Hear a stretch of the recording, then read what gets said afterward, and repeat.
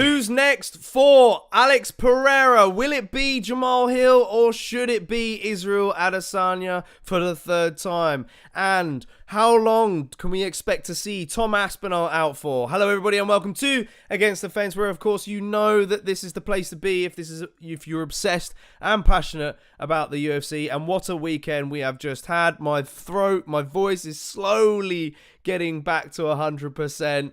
After screaming mad after that Tom Aspinall performance, and of course, you know, we'll get there, we're on the mend, but look, we're back again. I'm going to give you a full earful for the next sort of 40 minutes or so, 20 to 40 minutes, going through past weekend's action. We'll also talk about Jan Błachowicz going out of character in a recent call-out. We'll talk about a funny story surrounding Matt Frevola's brother, and, you know, the rankings, of course, as always, and so much more to come as well. So stick around, make sure you hit that like button, and don't forget to hit subscribe as well if you're new to the channel. My name's JK, and I am your host, as always. So, some honourable mentions then from the main card. Not the main card, the prelims. Probably Lupi Godinez defeating Tabitha Ricci, which kind of surprised me. I thought Tabitha Ricci was going to win that fight. She picked up the split decision win. She now moves on in impressive fashion. I think she's got, 3-fight win streaks? Or several? The win streak that she's racked up is pretty impressive, and she's making that climb in the women's strawweight division.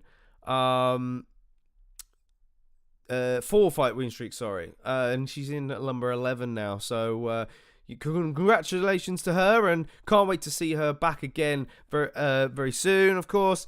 Fight of the night, I think, was Nazim Sadikov versus Vladimir Borshev. That went to a draw.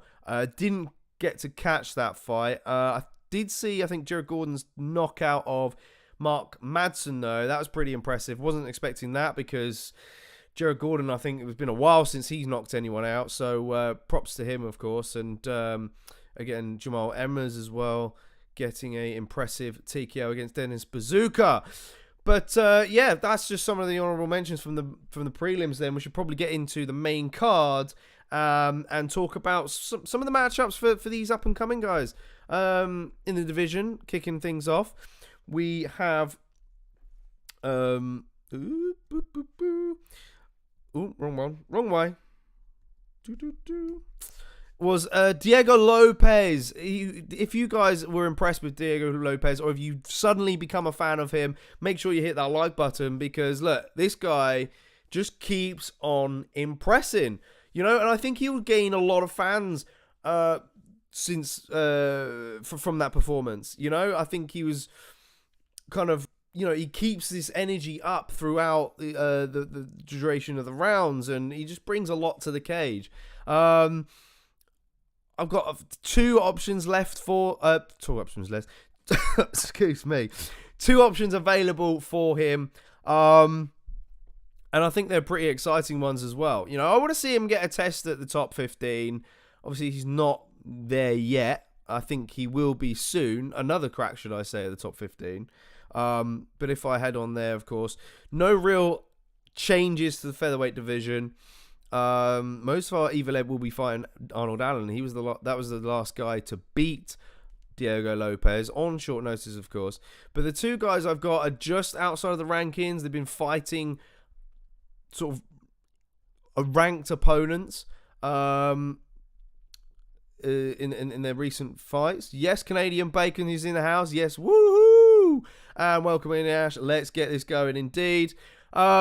Yeah, I think we talked about our options for Diego Lopez during the watch along, but I've kind of forgotten about them, if I'm honest. But the ones that I have got, I think are going to excite you guys anyway. So yeah, my first one is Alex Caceres, who's coming off of a decision loss against Giga Chikadze, who's, as you can see in at number 8 there. That was back in August. He's an experienced fighter with a flashy style as well. So, you know, for Diego Lopez, it's do what he does best with the striking, close the distance, come out like a bat out of hell. Not let Caceres set up his kicks, because that's what he's kind of known for. He's got, he's Bruce Leroy for a reason. He likes to lead with them. So yeah, that's what Caceres has got to, Lopez has got to do in that scenario, and probably grab a hold of Caceres and try and force a scramble. Lopez, as we've seen as of late, he's not really somebody to engage the grappling. He normally lets his opponent do that, and then he will fight off his back once he hits the mat. But I can see him kind of wanting to engage on that one, so it'll be very interesting. Smash a like on the video if you agree with that one, or if you've got another option as well, feel free to get into the comment section or in the chats. Let's hear them, because my other option is Billy Quantillo, who's coming off a decision win against Damon Jackson. Now, I think Damon Jackson was in the rankings at some point. He slipped out when he lost to Dan Ige. But prior to that fight, Billy Q was tested. He had a fight against a ranked opponent. That was against Edson Barbosa. Fell short in that one. But he brought it back in impressive fashion against Damon Jackson. And I think he may have earned fight of the night with that one as well. But should it be on the main card of a fight night? I reckon so. I can see it. Or do you give another pay-per-view crack for Lopez, perhaps? I mean, it could open up a pay-per-view card. I wouldn't be mad at that either. Yeah, who knows? It depends on the bookings, doesn't it? Depends on who's available at whatever time, and whether or not the UFC want to completely stack these cards up. So, what do you reckon? Rafael, let's see, Rafael, is it Rafael or Rafael? Rafael is in the house. El Capitano himself. He says, "What's up, fellas? Let's go." Rafael, have you got any potential future matchups you would like to make following this weekend? Let us know in the comment section. We're talking about Diego Lopez at the moment. Man, like this guy is just, he's phenomenal. A knockout as well. To knock out Pat Sabatini was just madness. I thought Pat Sabatini was going to come out and kind of try and out-bully Lopez, get him to the ground by using trips, so he can land into side control, really clamp down on Lopez, and not give him the time and space to kind of be a threat off of his back. But as for Pat Sabatini, then, fall short, probably going to take some time out. He now moves to 18-5. I've got one option for him, and I think it's a very intriguing one, because both guys have got similar styles. I would actually feed him Jack Shaw, who's currently 17-1 at the moment. So, similar number of wins. Pat Sabatini, of course, more experienced, just ever so slightly. But Jack Shaw hasn't fought since March, which was against the Makwan Americani. He's, I think, coming back from injury at the moment. I think it might have been his shoulder or his hand. Might be quote me on that one. Unfortunately, we've not got Angus in the house to clarify that for us. But I think hopefully we can get Jack Shaw back soon. So maybe time frame wise, it could work out quite perfectly. I think it would probably be a back and forth scramble on the ground. Both guys like to employ some wrestling. On the feet, I'd probably give the edge to Jack Shaw. Hopefully a Jack Shaw TKO victory in that one. Bring it over into London. That's what I would say. The next March card. So yeah, there you have it. Impressive performance from Diego Lopez. Can't wait to see him again. And that's it. The main man, El Capitano. That's it. Give him some love in the chats, guys. Blast that love heart emoji. And hit that like button, brother. All right, moving on. I can't get my teeth in today. I'll tell you what. Mad tired after this weekend. Mad tired, I must admit. Moving on then to an absolute killer in Benoit Saint-Denis, who got the knockout victory against Matt Frevola. Didn't see it coming. I thought the fight was gonna go a little longer. If I'm honest. I thought it was going to be potential fight of the night. Did he even get fight of the night? Did he get fight of the night, guys? I actually don't know. It was... No, I mentioned it earlier, didn't I? It was Sadikov and what's his face got fight of the night, which is fair enough. But to be honest, with that head kick knockout, I kind of saw it coming from a mile off. Like, it was almost like one of those Matrix slow motion moments, wasn't it? You know, that's what I felt. But maybe perhaps Frevola, just kind of as he was exiting, didn't quite have his eyes set on Saint-Denis, and look, he zigged when he should have zagged, as the saying goes.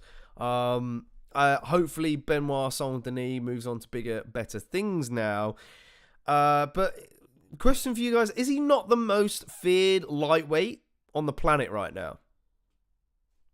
Would you not think? I mean, you could easily say, but JK, of course, the champion Islam Makhachev is probably the most feared opponent because he seems to be passing his tests with flying colours. But, you know, some may disagree because of that first Volkanovski fight, and we saw some chinks in his armour. Whereas with Benoit Saint-Denis, he's got one loss in his record. It wasn't, that long ago, was it? I mean, since then he's built up, 2021, but he's had 5 fights since then, and look, all finishes. So, and it was a decision loss, so he's yet to be submitted or knocked out. 9 submissions now, 4 knockouts. The guy's insane, but I think he's probably the most feared lightweight at the moment. I really do.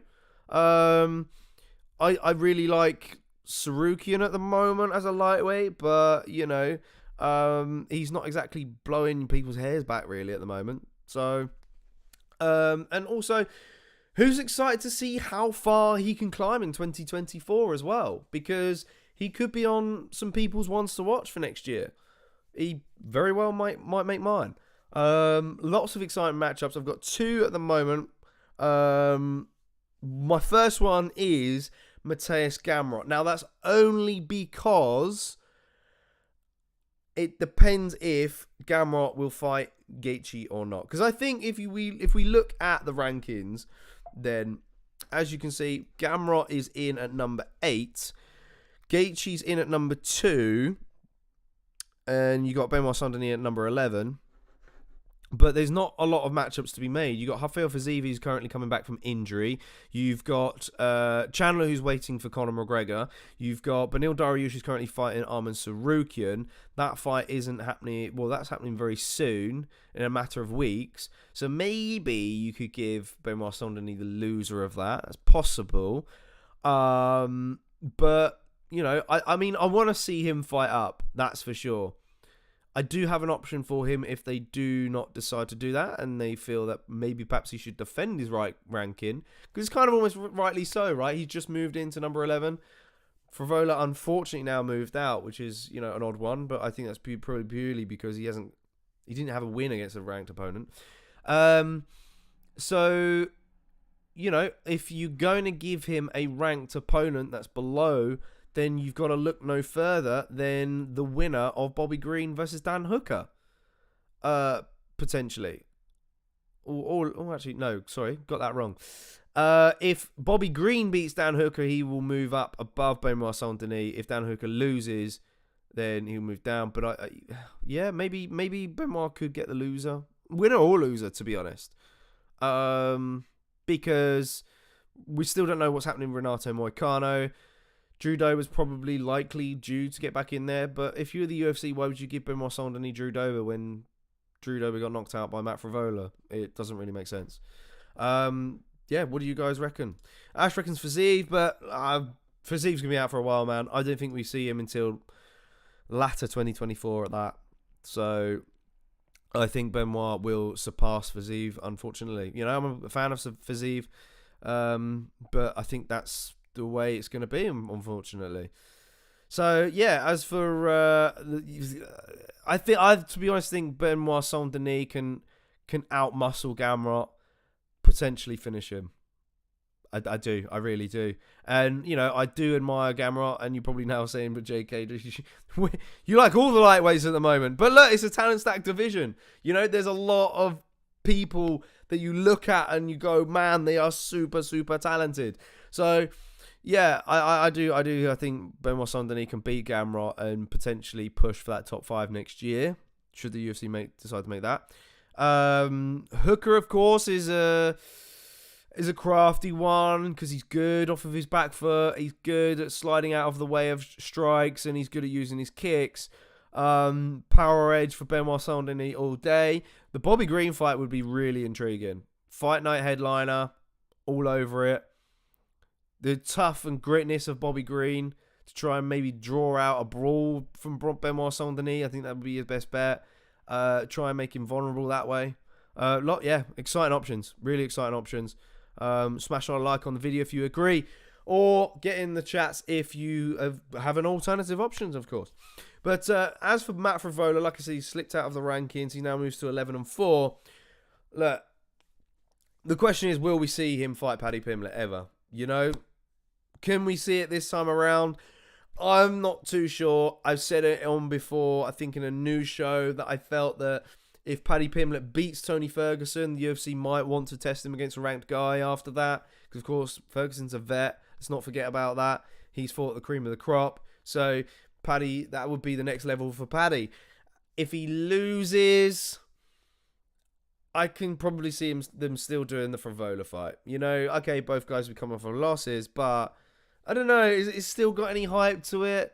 There was some hype to it. You know, I must admit, we were trying to campaign for that fight when Paddy was over in London in July. You know, he's open to the fight. He said it in a recent interview with Sky Sports. So, who knows? You know, it probably doesn't marry up if both guys are coming off losses. So, who knows? Who knows? What do you guys think? Ash says, shame we don't know what's happening with RDA. That is true. I think RDA is going to stick with welterweight. I don't know why he's still in the lightweight rankings. I really don't. You know, coming off a loss against Vicente Luque. Yeah, we're still waiting. We're still figuring it out. He's probably injured or something. As that's a good fight for Denis. Yeah, it would be. I think both guys are pretty solid. Like, they're units for this division. You know, quite broad, some good wrestling. Dos Anjos has got the jiu-jitsu aspects of the game more so than Benoit. So, but, you know, RDA's just got a lot of fight mileage, isn't he? You know, you probably would favour the younger guy. But back to Frevola then. I've got another option for him, a guy who is coming off of a win. That was a win back in July against Mark Ducasey, submission win, and that's Joel Alvarez. I think that purely making that fight because I think it'd be Ash's worst nightmare, you know? Ash is, as you know, he's a fan of Frevola. He chats to Frevola in the DMs, and he's a bit of a fan of Joel Alvarez. So I would like to see where Ash would side with that one. I don't think he'll make a pick on the night. I don't think he will. You know, if I was him, I probably wouldn't. You know, I was thinking about it earlier, to be honest. If Cyril Gane and Tom Aspinall get paired up, I don't think I'm picking. Sorry. I just can't. I mean, I should obviously side with the Brit. I would be swayed towards that, but I would want to kind of respect myself for being a fan for both of them, really. So yeah, Joel Alvarez or Paddy Pimblett, either one. I think are solid fights for Matt Frevola. To be honest, 20-3 for Joel Alvarez. That's madness. Moving on then to the third fight of the main card, which was. Did you guys think it was a surprising one? I'm not really too sure, to be honest. Of course, you probably know that I'm a bit of a fan of Mackenzie Dern and was rooting for her hard. But, man, I think this was almost like a perfect style matchup for Jessica Andrade. You know, it was a perfect one for her to break her 3-fight losing streak. You know, she showed her strength in the clinch. She showed us how tough she really is still in the game, and you know, she put her power and precision on display against a grappler who's kind of been fine-tuning her striking a little bit, trying to kind of find her rhythm with striking, and as well as at the same time work on her takedowns, because you know, that's what really the element that she's lacking the most in her game. We know she's capable of finishing fights on the ground, but it's just getting there. And you know, Andrade is good at stuffing those takedowns and really preventing it from getting them out. And she you look at the stoppage at the time, and you was like, oh, was it early? But then she did, Dern did receive a lot of blows prior to the finish. So, I must admit, it wasn't great. But question for Andrade though is, will she stay at strawweight? I think she's got a long way to go if she wants to get back into some kind of title contention. The people, the girls above her are just knocking on the door. If I head to the rankings now, so you guys can see, they're all girls that she's lost to. Tatiana Suarez, Yan Janan, they're just ahead of her. One person that's not ahead of her at the moment, or is ahead of her at the moment, she's not fought, sorry, is Carla Esparza. I think is a solid matchup for her if they UFC want to make her fight up. Carla Esparza, I think it works out perfect for her because she should be back training very soon. I think she might be back training now. After recently having a baby, and we saw her fight the champ in Weili Zhang basically a year ago now.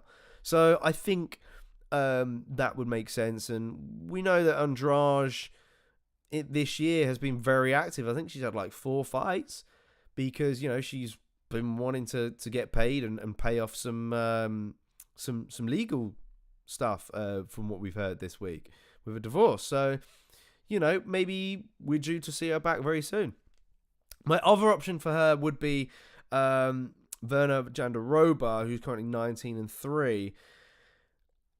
It's another grappler for Andrade to, another puzzle for her to solve. Very similar to Mackenzie Dern. She's on a 2-fight win streak, coming off of back-to-back decision wins against Angela Hill and Marina Rodriguez. As you can see, she's 1 spot below her in at number 6. And, she's due to fight someone above, I mean, they could give her Amanda Lemos, I guess, is coming off a loss, perhaps, depending on timing, depending on who's available, of course. But I quite like those fights. I don't know about you guys. Ash says no, don't book. So he's referring to the Frevola Joel Alvarez fight. I can't wait. I mean, I know that Ash is probably going to be DMing Frevola and just telling him not to fight Joel Alvarez. But look, Joel Alvarez could very well get a fight booked very soon. We don't know. But yeah, as for Mackenzie Dern, then slips into number 8 there in the rankings.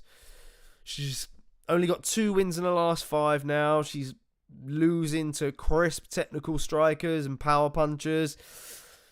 She should really fight a wrestler next, perhaps. But looking at the division, it's really hard to tell.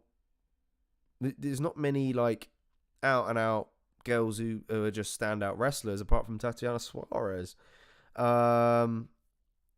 Really. I'm not quite sure on Lupi Godinez's wrestling abilities, but I've got her next as a potential opponent, as I mentioned earlier, because she did pick up that split decision win against Tabitha Ricci, and is, of course, now on a 4-fight win streak. But she's predominantly a boxer, so, you've got someone like Mackenzie Dern who's been putting it together on the feet with her kicks and her punches more so. Can she avoid getting tagged by Lupi Godinez? It's just a tough one because Mackenzie Dern does get hit quite a lot. Not quite sure on Lupi Godinez's previous bouts against anybody who likes to take it down to the mat. But I'm just going to have a little look now. See if I know off the top of my head. Elise Reed, maybe not. Emily Dakota, probably not. Definitely not. Cynthia Calvillo's got some wrestling. I'm not sure if that ever went to the ground in that fight. But Cynthia Calvillo is more of a boxer, I think.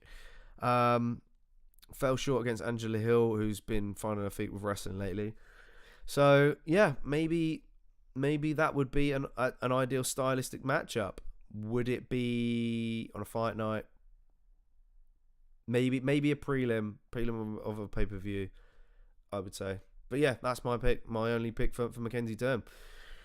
Props to that. George Murray's in the house. Good evening, gentlemen. He says, good evening, George. Good to see you. What do you make of the fights this past weekend? What potential matchups would you like to see? We're going to be lots to talk about. We're going to be talking about who will Alex Pereira defend his light heavyweight belt against. Will Tom Aspinall wait out for the winner of John Jones versus Stipe Miocic? Jan Błachowicz going out of character in a recent call-out. A funny story surrounding Matt Frevola's brother. And, of course, these updated rankings and fight announcements. Future fights that we're going to make and predict in this episode. So, guys, make sure you hit that like button. Don't forget.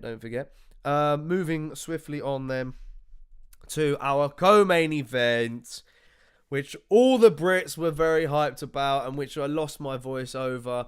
Tom Aspinall picking up that knockout win against Sergey Pavlovich. And I must admit, didn't see it coming. I think the one to predict was going to be submission, second round. And I think a lot of other people said the same. Listening to people in the week, they felt that Tom Aspinall was going to potentially drag it into the second round and take him down then. But look, it is what it is. He managed to land that shot. He did a good job at, he did get wobbled in the process, which had us on the edge of our seats at first, It was a little bit shaky, but he adjusted his mouthpiece in that moment, kept landing whilst cutting off the angle away from Pavlovich's power hand, and, man, put that right hand over the top. But I think we're going to see, hopefully we'll see an extended break for Aspinall. He's got to heal up and sort his back out, which he mentioned, I think, in the post-fight press conference. I think I saw a clip to it as well. So, I think maybe that lines up quite perfect for him, wouldn't you think? I mean, we still don't know the time frame of John Jones. We still don't know when he's going to be back. Hopefully sooner than later, because it's just really going to hold up the heavyweight division, isn't it? Do you not think we're going to go through a potential quiet period in that division next year? We'll probably get some people fighting in the middle half there. I'm going to bring it up on here, of course. Alexander Volkov. In fact, there's no fights to be made at the moment. There's no fights scheduled for the heavyweight division. Hopefully we get to see Gelton and Maida very, very quickly. That performance against Derek Lewis left a bitter taste in a lot of our mouths. Alexander Volkov, hopefully we'll see him again after against an impressive performance against Taito Avasa. Excuse me. Spivak, you've got people on losses from 8 all the way to 12. Sergey Spivak, Taito Avasa, Derek Lewis, and Marcin Tybura, and Jairzinho Rozenstruik all on losses. Alexander Romanov was pretty impressive against Blagoy Ivanov. I still want to see him fight somebody outside the rankings, to be honest. I think he's still got a lot to go. But apart from the top end, Cyril Gan could very well get matched up against maybe Gelton Almeida, which we'll get into in just a sec, actually, because Almeida did call out Gan, actually. So we'll get that into the headlines kind of section. But as for Sergey Pavlovich, if he takes some time off, he could very well fight Alexander Volkov. He's on a 3-fight win streak, 37-10, absolute veteran of the game. Guy's had so many fights, man. So many fights. George Murray says, Blades gets another win, then run that back. Ooh. What? Against Pavlovich, really? Or are you on about for Tom Aspinall? I don't know. I think he's gonna wait it out, Aspinall. I really do. Afiel says Tom Aspinall versus Sergey Pavlovich should be like a headliner main event. It should have been. And I agree with you there. But, it is what it is. The UFC had to be quick again on the mark to get a substitute fight in. And look, it paid off for Tom Aspinall, of course. Fight. Let's go. Tom says Ash. Aspinall is very dominant. I think if he's going to beat Jones next year, that should be shocking. That could be shocking, says Raffia. Yeah, I must admit, heading into this fight, I felt that if Aspinall was to get a finish, I would be swaying towards Aspinall to beat Jones. And here's why. Because we didn't get to see too much of John Jones on the feet against Ciryl Gane. He made it look easy. He did what he needed to do and get Ciryl Gane down to the world that he's not comfortable in and submit him with ease. Made him look like a novice. But, on this flip side, and you think, well, with grappling sort of experience that Aspinall has, can he stuff takedowns from Jones? That's the question, because we've not really seen that from him. Jones as well, he's got a very good fight IQ. The guy has got X amount of techniques in his locker from years of wrestling, and he continues to grow, even though he's top of the food chain. So, if you're Tom Aspinall, you want to be on the feet. Because Jones is going to be a lot slower in this division now. If you can't sort of have in your mind the striker that we saw at light heavyweight. Light on his feet, using that side kick, beating up the lead legs of his opponents, using step-in elbows. We're not going to see much of that, I don't think. Aspinall's going to be quicker on the feet than John Jones. He is. I guarantee you guys he will. And look, he's got capable of wobbling Jones. I think he is. I think he has. So, look, that's my take on it. Ash says Tom versus Jones all day.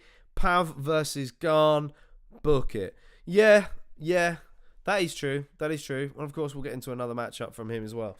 Yeah, some cracking fights, guys. Cracking fights. And as I said, don't forget to like on the video. Yeah, Tom Aspinall, number one, as you can see, there's the only real change. And of course, Stipe, Pavlovich, and Ciryl Gane dropping down as peg. Head on back then to my notes then for what's next. Yeah, that was it. That's pretty much, really, isn't it, for Aspinall? I don't think he's going to fight anyone else. He's not going to defend that belt. I mean, he might be, like I said, depending on Jones's timeout. How long is that going to be delayed? Would the UFC bother to offer Stipe the fight? I think Aspinall might want Stipe. I think he'd probably accept Stipe if he's smart about it, plays cards right. He should request Stipe as Stipe only if Jones is going to be out for some time. Excuse me. All right, so let's move on back then to the main event. Did it shock you? It didn't really shock me too much. I mean, when it happened, it did. The way it happened shocked me. But I knew that Alex Pereira was going to get the TKO victory in this. Some would have argued that it was an early stoppage. I've gone back and forth with this. The longer I think about it, I'm constantly changing my mind. At the time, I felt it wasn't an early stoppage because you could see that Yuri had his hands together trying to get that takedown, and then as the elbows were coming in, he kind of started to release his grip a little bit, and he admitted that he was out, and he praises Mark Goddard for the stoppage. So, respect for Yuri for doing that. You've got to give him the respect he deserves for that. And yeah, I felt that he was out for probably a brief period. Once he kind of fell backwards and Pereira landing on top of him, that's when I think he kind of woke up in that process. And then I think Pereira probably got one or two strikes in, and then it was stopped. So, look, Mark Goddard stopped it, allows Yuri to hopefully fight another day. We'll start off with Yuri then before we get into Alex Pereira and what's next for him, because it's a big topic, and some of our news headlines sort of lean into that as well. But the rankings then, just Jamal Hill, Yuri and Magomed Ankalaev dropped down. Now we know that Ankalaev and Johnny Walker are going to fight again That was announced this past weekend, so that's exciting. Glad to see that, but after seeing the initial exchanges in that fight, I feel that Ankalaev can probably get the job done. I kind of want Johnny Walker to win, though, I must admit. You know, I think I would love to see Johnny Walker against Yuri Prohaska, because that could very well be next, if so. But my option for Yuri would probably be the winner of Błachowicz versus Rakic, because I wouldn't mind seeing that as well. I favour Błachowicz in that fight. I think he was looking good against Rakic until Rakic broke his leg. I feel like a rematch is warranted. You know, we're not seeing Rakic for some time, though, but it's all a question on how he comes back, isn't it? You know, people have not been coming back off of these leg breaks very well, you know. So you gotta edge it for Jan Błachowicz in that. Błachowicz versus Prohaska is intriguing, but you know my question with Jan Błachowicz is, how long has he got left in this game? Because he's 40 years old now, you know, and he's got an extensive record, 29 wins and 10 losses, 11 by decision. Like, you know, he's got some fight mileage on him, so I would favour probably Yuri to beat Rakic and Błachowicz, to be honest. You know, but hopefully Prohaska can go back to the drawing board and, you know, sharpen his tools a little bit more. That's what I say. Oh, a few more chats then. George Murray says, forgot the old legends. The new dynasty of heavyweights has arrived. Raphael says the speed, reflexes, and sticking of Aspinall is undeniable. He could be like the future of the light heavyweight division soon. Yeah, I think he could very well. I think Bisping said that he could be a future Hall of Famer. Big Fridge is in the house. Yes, Big Fridge. Smash that like, buddy. He says Tom versus Garn, Pav versus Volkov. So, he agrees with me on the Pav versus Volkov fight. So I like that. Props to Big Fridge. But reckons Tom should fight Garn. I can't wait to get into that headline, to be honest, you know, because Garn did call Tom Aspinall out, and Aspinall did bite on the idea a little bit in the post-fight interview. So, yeah, can't wait to get into a little bit of that. George Murray says Garn fumbled the bag when asked in Paris. He blew his chances and recently fought for the title. Garn needs to be overlooked, to be honest. Yeah, I agree, to be honest. You know, I think he's kind of due to fight somebody who might have some jiu-jitsu, might have some grappling to his game, you know. He could fight Blades. I think Blades would be a horrible fight for him, but it's got to happen. Other than that, you know, it's the Gelton Almeida fight, which we'll get into in just a sec. But Bro Sigma 69 is back in the house, my man, from the weekend. Good to see you, bro. He says, "I'm sorry, as a fan, Stipe has accomplished much. I don't need to see him fight again." Wow. Okay. Yeah, true. You know, he's a legend of the sport, and time is getting on a little bit for him. He's been out for so long, and for him to come back at the age that he's at now, I just feel like fans are going to forget what prime Stipe was like. You know, he's 41 now. So, look, he's older than Jan Błachowicz we were talking about a second ago. I don't know. Maybe the time off did him good. We're kind of yet to decide. We're yet to see. So, look, fair shout from Big Sigma 69. Proper like on the video if you kind of like his thoughts there. Ash says, let's go Alex Pereira. Sai says the UFC is listening. It's not at all unrealistic that they will do Tommy versus Jones next. Yeah, there's a lot of hype about it. And of course, Tom Aspinall gave his opinions on Jones versus Stipe, and we'll get into that in the headlines as well. Sai says Tommy's got a bigger mouth than the both of John and Stipe, and the hype speaks for itself. Let it happen. He says, I personally don't think Ankalaev deserves being overlooked. True. Big Fridge says, UFC Fight Night Poland.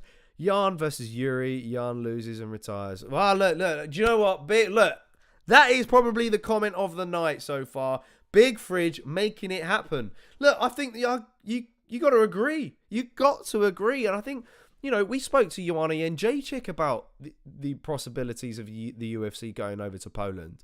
They've got a lot of Polish guys that they can utilize. I think that would be perfect. Jan's been around the game for so long, and I think he deserves that send-off, really. He is, I think, a typical company man. He's very nice as well, I've heard in person. So, okay, his recent comments are very out of character, which we'll get into in a sec. But, yeah, I still think he needs to be honoured with that fight. Props to Big Fridge. Nice one. Breezy's in the house. Yes, Breezy. Feel like Ash told me off, but I'm here. Yes. Okay. All right. Well, good. Glad to see you, Breezy. Good to see you in, of course. What fights would you like to see next? Let's get into it. Breezy says, I don't think Garn deserves it, I think he was going to say, after being wrestled twice as he has. Once being Ngannou, then just gonna happen again. Yeah, so the Blades fight isn't Blades can get caught, don't get me wrong, but is gonna be the one to catch Blades.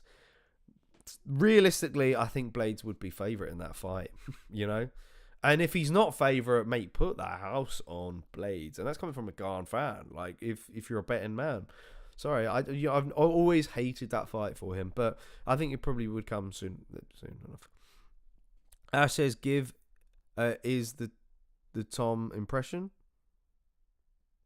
Give us. I think he was meant to say, "Give us the Tom impression." Well, do you know what, lad? I wouldn't mind sitting out for a little bit, healing me back up, right, and then I'll fight John Jones. Then I'll fight him because he's gonna beat Stipe, and then when he comes back, he's going to have a gorilla, an absolute beast to get through. So, it is what it is. There we go. There you go. Look, I'm going to have to, rack up all these impressions at some point, aren't I? I'm going to have to do a video. I really am. For you guys, especially. Maybe a Christmas present. I don't know. We'll see. We've got a lot to get through at Christmas time. But that's it. Let's move on from the main event then, shall we? Let's get into the headlines section of the fight. Which includes what's next for Alex Pereira. So let's head on in, shall we? Oh, that's the first, the backwards one. We don't want that just yet. We'll get into that in a sec. So the first up is we've got Jan Błachowicz kind of being out of character a little bit when he was calling out Alex Pereira. He says, I know you're a slimy one, calling out Izzy, great performance and all, but STFU, we have unfinished business, you and I. The judges won't give you handouts next time. Pathetic.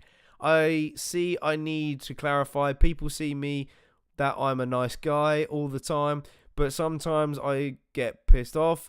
Like everyone in life, I'm still super angry that they stole my W against Pereira. Now he calls out Adesanya again. Give it a rest already. We've been there 4 times. This is light heavyweight, and that split decision means we have unfinished business here. I'm just saying that I feel. Don't blame me for it. Just letting you know this.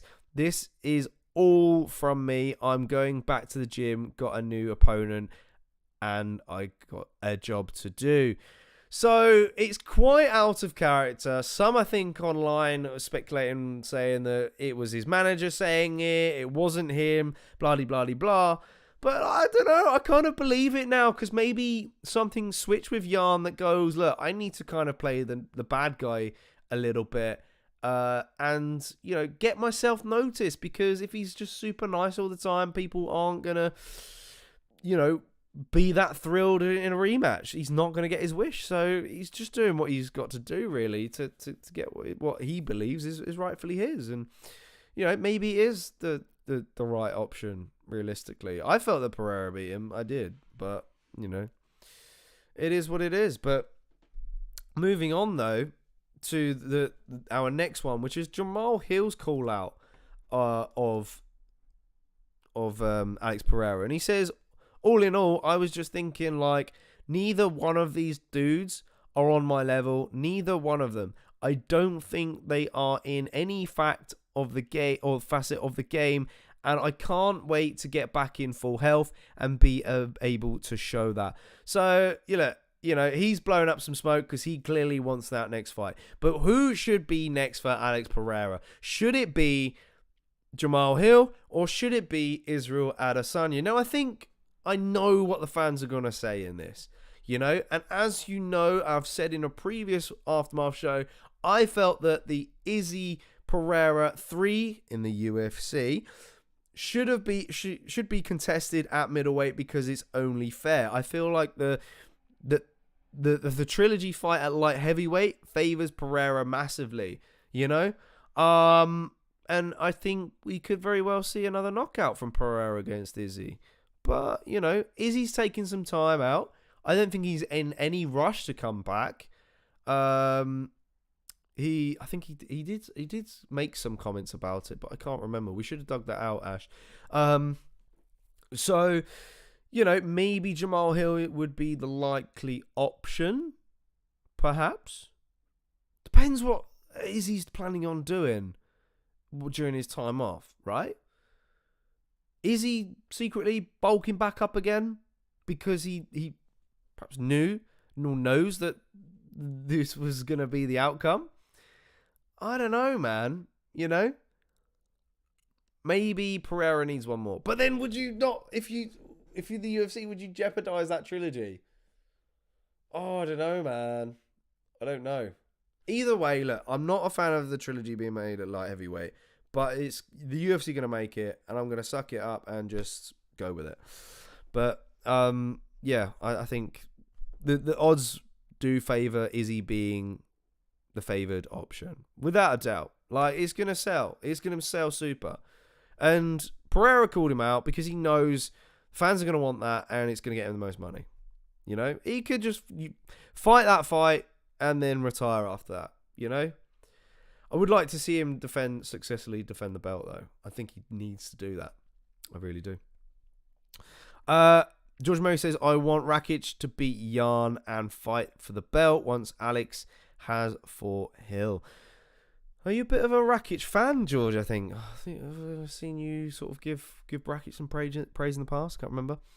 Ash says, I like Jan, but STFU, Alex Pereira beat you, bro. You gassed out. Done. He's in terms of Jan. Okay. Why that came out as Jan? Yeah, I don't know why you're spelling Jan as a Jan. Maybe you've just been using Peter Jan a lot in your chats. Breezy says, I can take Jamal seriously after Paul Craig. Or I think he meant to say, I can't take Jamal Hill seriously after Paul Craig. Paul Craig was punching him in the head while his arm flopped about. Yeah, but I mean, look, Jamal Hill, I can't see him fighting a grappler like Paul Craig in this light heavyweight division, I'm afraid. So, look, Jamal Hill's just been on an absolute tear since that fight. Man, that fight, I think, is still intriguing because of just how good Jamal Hill is with his boxing, with his hands. If he's able to close distance on Pereira and just kind of fight through those leg kicks, because the leg kicks are probably Pereira's strongest game. I'm intrigued to see if Jamal Hill can be on point at checking them. That's the question. Because Pereira does get tagged when he's against the cage. So Hill's got to back him up. He's going to make that octagon smaller. And, he's capable of knocking out anybody. He really is. Ash says it. Oh my God. How he's saying that. Wow. Damn it, he fat. He thick. Yeah. He's put on some chub. I mean, who knows when Jamal Hill's going to come back, honestly. Surely he's due to come back soon, though, right? He's made the call out, so surely he must be. I don't know, man. I think I'm Hill or Izzy. Izzy's the easiest fight. There you go. Izzy's the easiest fight for Alex Pereira in this division, I think. So give me that one. Give me that one next. And just, I've lost the score. Izzy says, I don't keep score, I settle them. But, mate, Score's just way gone after that. Can he make 205? Says Ash. I think he's referring to Jamal Hill. That's true. We might see him at heavyweight next. Breezy says, them leg kicks are brutal. Won him the fight. Probably completely threw Yuri off. Yeah. I think that was what it is. You know, we kind of said that in our expectations, really. It's what sets up his left hook. It really is. I'm intrigued to see what Izzy can do next time round. Because look, he's going to be able to. He's got to fight an Alex Pereira, who's going to be probably a bit more cautious this time, and his chin's going to hold up a bit better because he's not had that weight cut. So, you know, odds favour Pereira. It really does. It really does. So give me that fight next. Moving on then to sticking with Alex Pereira. He has recently become the third person to become a champ at Madison Square Garden. The other two people being Conor McGregor and George St. Pierre, of course. Impressive. This is like now a thing, really, isn't it? That's just now becoming a thing. Whenever the UFC go to Madison Square Garden and someone has the opportunity to become a champ, we're going to side with that person. It's just destined, isn't it? It's just destined. So I'm intrigued to see what fight it could be next, to be honest. Champ material. Could it be Sean O'Malley going up to featherweight? He's got star power. The UFC could very well make that fight. Just saying, guys. What do you reckon? Sean O'Malley, does he get past Marlon Vera and then just, you know, because that seems to be like the theme now. Everyone wants to be champ. And if you're not in our Discord, I do recommend you clicking the link in the description, because Angus Jenkins was saying a lot earlier on today. He reckons that you should have a minimum of 3 title defenses before you go up a weight and challenge for the belt. And I got to kind of agree with you, really. You know, I got to kind of agree with it. But if you're the UFC and depending on the person's star power, you know, got to do what sells, I guess. It is what it is.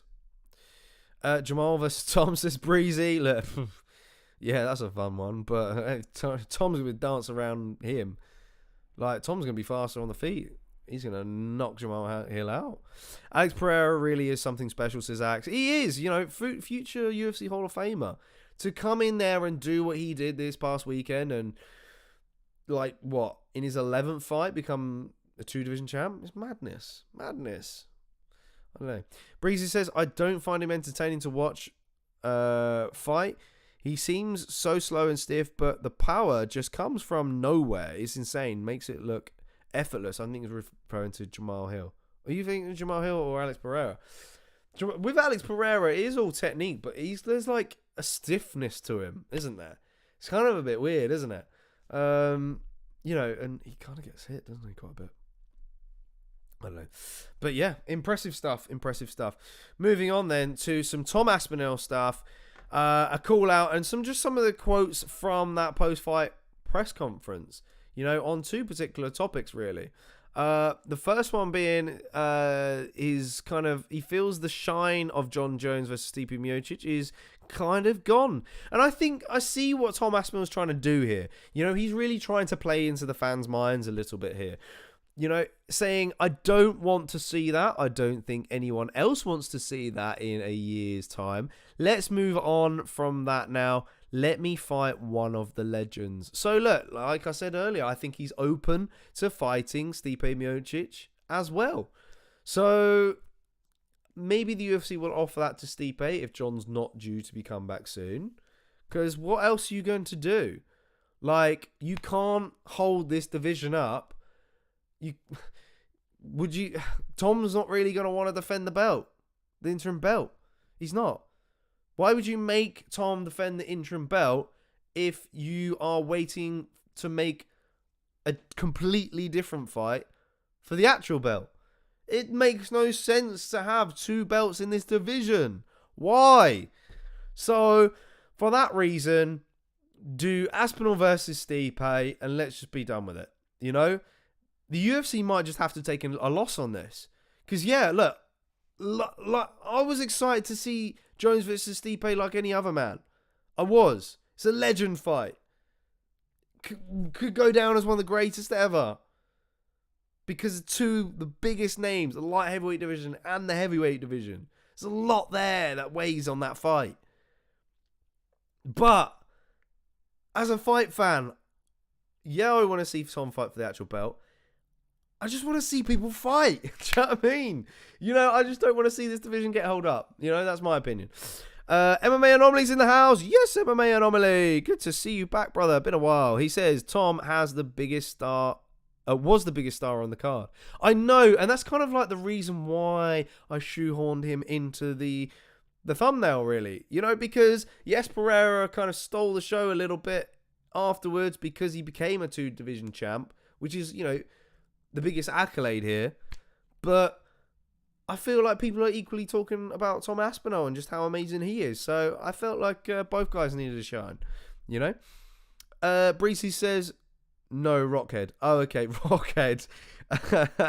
Okay, so, all right, yeah. George says, Alex just got a fast track to Israel. If he was a normal fighter, he's still on the prelims. Kickboxing, outstanding, but that's it. That not a mixed martial artist, I think you're meant to say. You could be onto something there. Pereira did need Izzy, and I think that Izzy needed Pereira as well, in a lot of ways, because without Pereira, Strickland was going to be the only fight that's impressive. No other fight, it would excite us for Izzy in that middleweight division. So, Breezy says the stories about his son were brilliant. Dunno, George, his ground game is much improved. He's shown it a couple of times now, but good enough to get up again and survive. I think he's referring to Pereira there. Yeah, defensive grappling's been on point, to be honest. But back on to Tom Aspinall then, things that he's been saying during this post-fight press conference. The other one was kind of on the call out that Cyril Gane made. Because he kind of shot it down, was like, mate, I came to France because you were going to be the next fighter in line for me. You said no. I've now moved on. I'm the interim champion. Why should I fight you? And look, I got to kind of agree. I got to agree with that. As much as that fight would put me on edge and it's intriguing stylistically, I think we got to move on. But Jailton Almeida is willing to take that off of Tom Aspinall's hands there.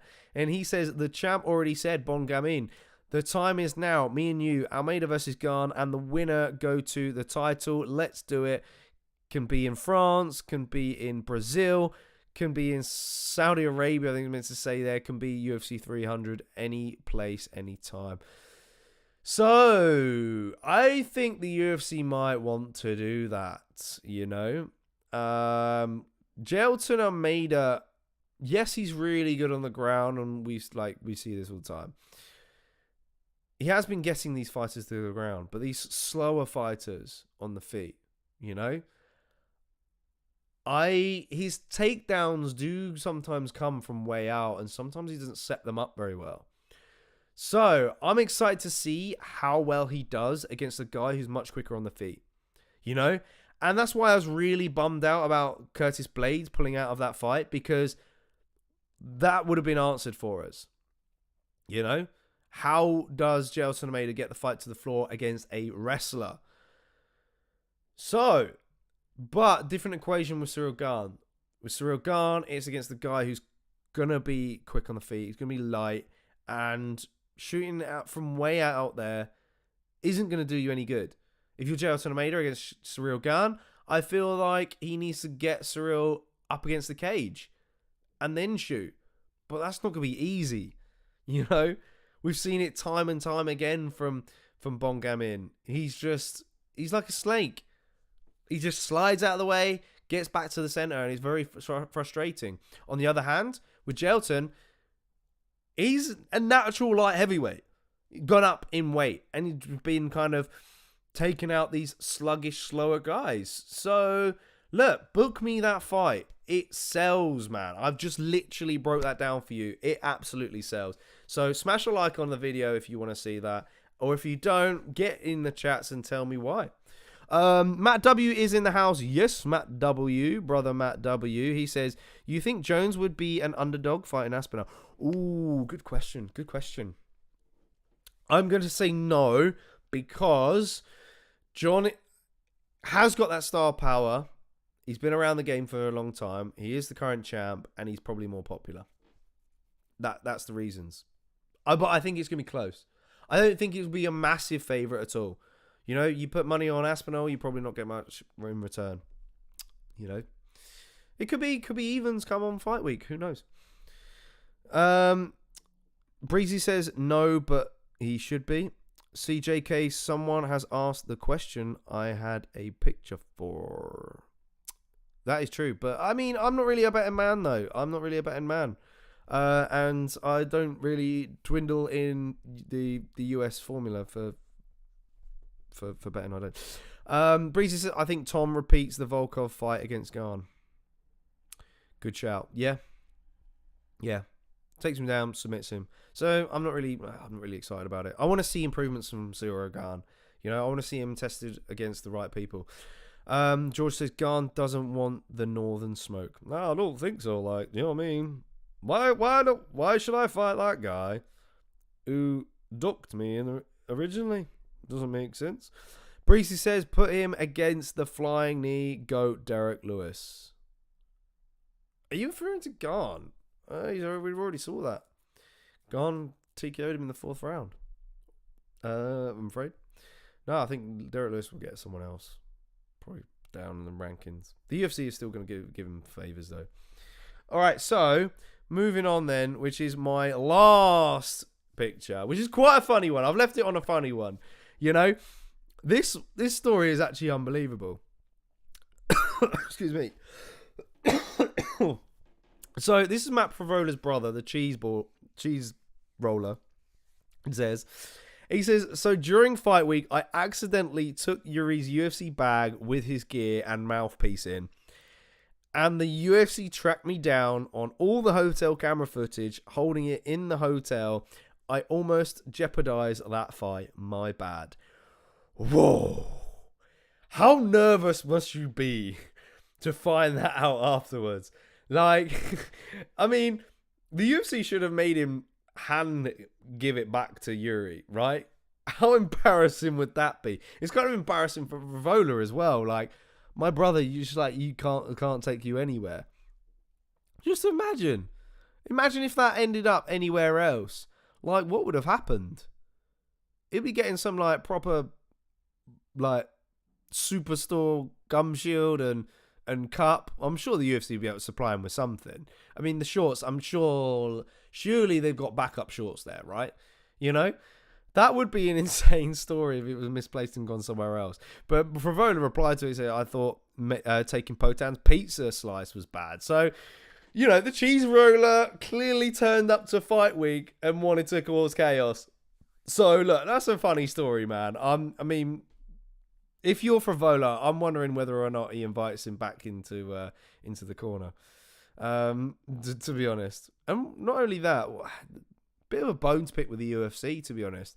Why would you let Matt Frevola's brother be in his corner, but you wouldn't let someone, our good friend, HR, be in Modestus' corner?